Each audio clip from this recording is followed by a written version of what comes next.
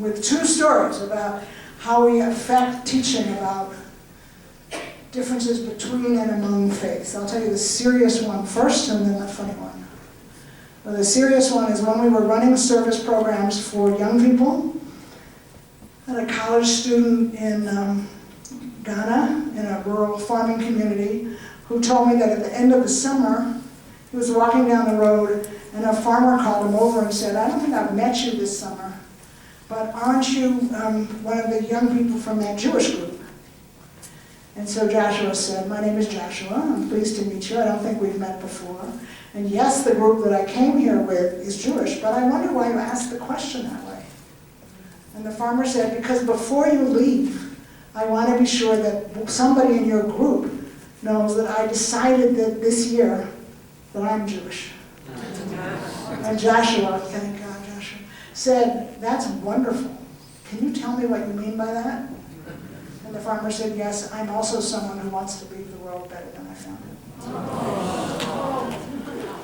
Okay, now you should go out of here on a note of good humor, not just emotion, with all the incidents. So early on in my tenure at AJWS, we supported an amazing woman whom some of you may have met, because she spent some time in the States, named Sakina Yakubi, who ran a network of secret schools for girls in Afghanistan when the Taliban was in power, and is now running schools for girls, schools for women, preschool for everything that you can do in Afghanistan. She's amazing. But at that point, she was she was reasonably new to her work, and she was very new to us, and we were very small.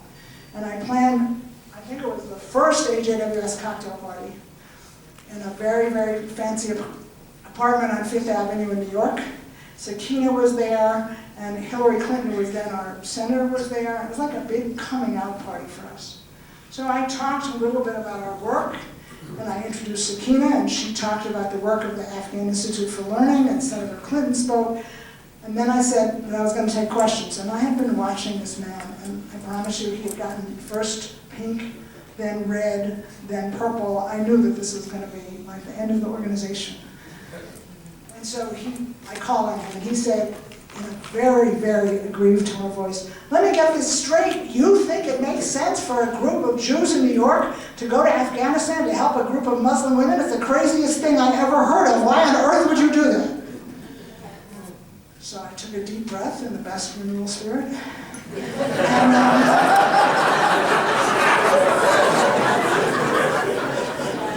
And while I was taking a deep breath, Sakina, in burqa,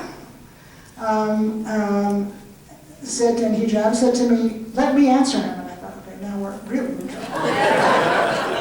So I said, "Of course."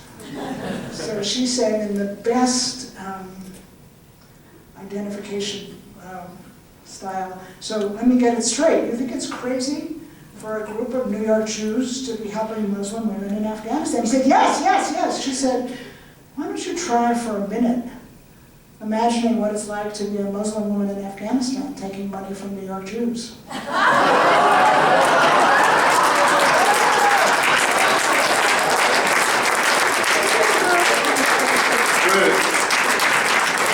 Now that we know we're in a sort of competition for whose plate is most full, we want to thank you for carving out the time to bless us with your presence and your words and your wisdom. So thank you so much.